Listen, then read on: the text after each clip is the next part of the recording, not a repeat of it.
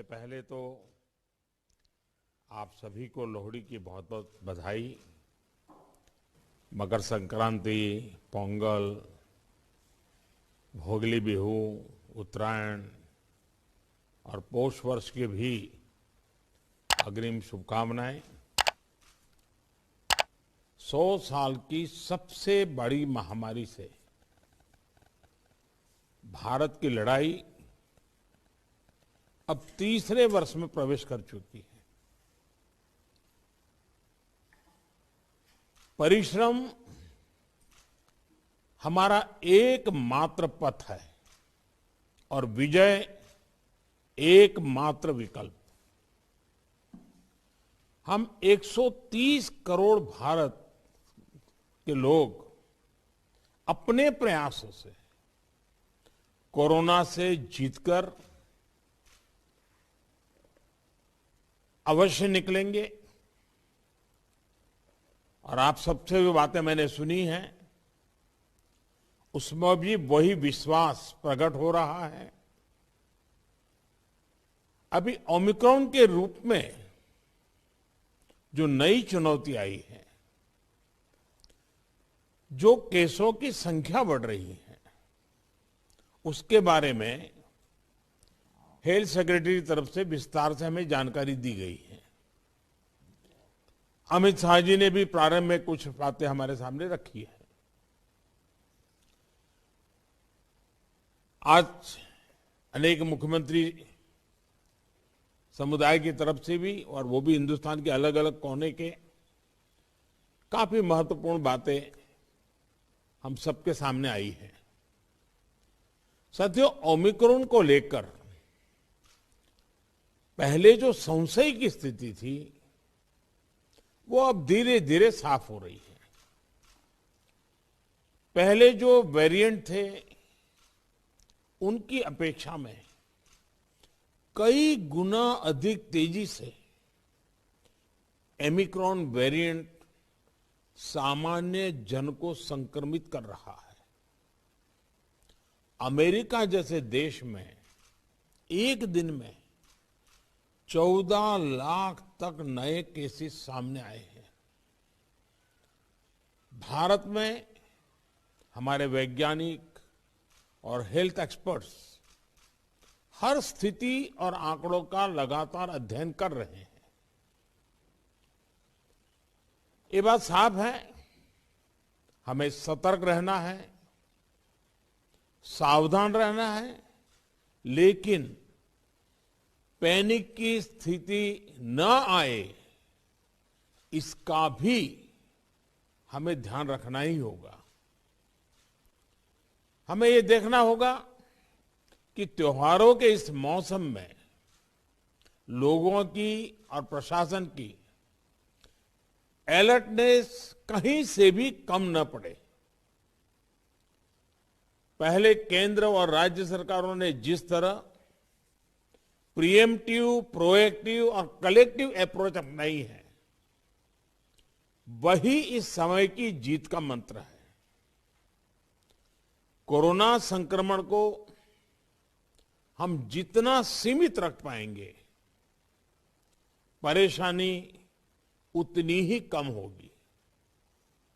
हमें जागरूकता के फ्रंट पर साइंस आधारित जानकारियों को बल देने के साथ ही अपने मेडिकल इंफ्रास्ट्रक्चर को, मेडिकल मैन पावर को स्केल अप करते ही रहना पड़ेगा।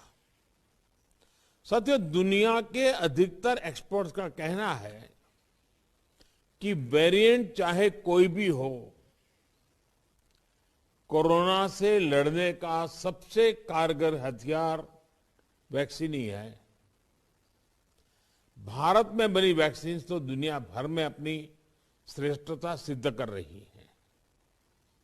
ये हर भारतीय के लिए गर्व का विषय है कि आज भारत लगभग 92% वयस्क जनसंख्या को पहली डोज दे चुका है। देश में दूसरी डोज की कवरेज में भी 70% के आसपास पहुंच चुके हैं। और हमारे वैक्सीनेशन अभियान को 1 साल पूरे होने में अभी भी 3 दिन बाकी है। 10 दिन के भीतर ही भारत अपने लगभग 3 करोड़ किशोरों का भी टीकाकरण कर चुका है। ये भारत के सामर्थ्य को दिखाता है, इस चुनौती से निपटने की हमारी तैयारी को दिखाता है। आज राज्यों के पास पर्याप्त मात्रा में वैक्सीन उपलब्ध है। फ्रंटलाइन वर्कर्स और सीनियर सिटीजन्स को प्रिकॉशन डोज जितनी जल्दी लगेगी उतना ही हमारे हेल्थ केयर सिस्टम का सामर्थ्य बढ़ेगा। 100% टीकाकरण के लिए हर घर दस्तक अभियान को हमें और तेज करना है। मैं आज अपने उन हेल्थ केयर वर्कर्स, हमारी आशा बहनों का भी अभिनंदन करता हूं जो मौसम की कठिन परिस्थितियों के बीच वैक्सीनेशन अभियान को गति देने में जुटे हैं। साथियों, टीकाकरण को लेकर भ्रम फैलाने की किसी भी कोशिश को भी हमें टिकने नहीं देना है। कई बार हमें ये सुनने को मिलता है कि टीके के बावजूद संक्रमण हो रहा है तो क्या फायदा।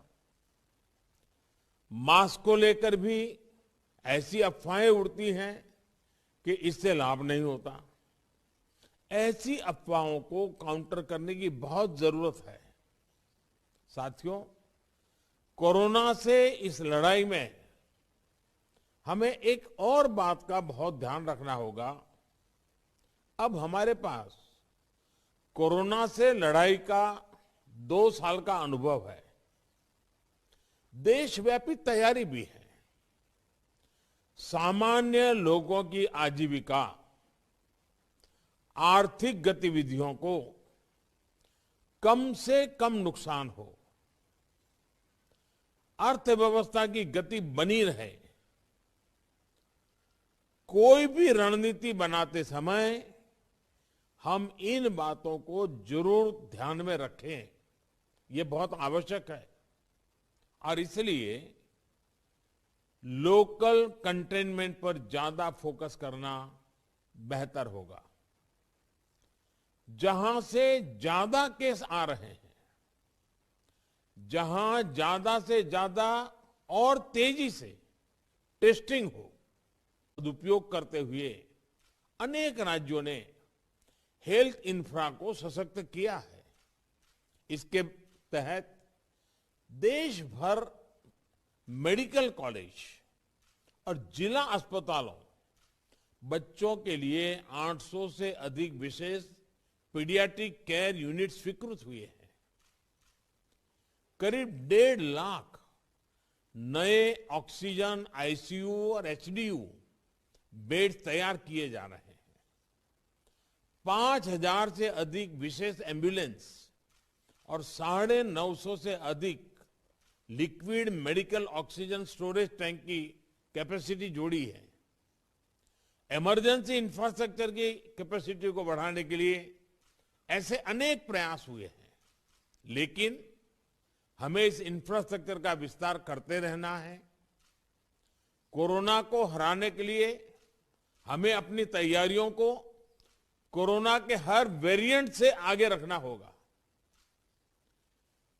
ओमिक्रॉन से निपटने के साथ ही हमें आने वाले किसी और संभावित वेरिएंट के लिए भी अभी से तैयारी शुरू कर देनी है। मुझे विश्वास है हम सभी का आपसी सहयोग, एक सरकार का दूसरी सरकार के साथ समन्वय कोरोना से लड़ाई में देश को ऐसी ही ताकत देता रहेगा। एक बात हम भली भांति जानते हैं, हमारे देश में एक हर घर में ये परंपरा है, जो आयुर्वेदिक चीजें हैं, जो काढ़ा वगैरह पीने की परंपरा है, इस सीजन में उपकारक है, इसको कोई मेडिसिन के रूप में नहीं कहता है, लेकिन उसका उपयोग है।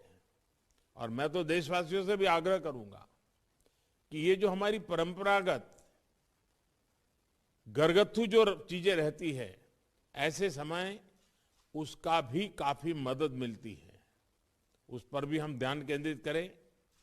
साथियों, आप सभी ने समय निकाला, हम सब ने अपनी चिंताएं साझा की और हम सब ने मिलकर के संकट कितना ही बड़ा क्यों ना आए,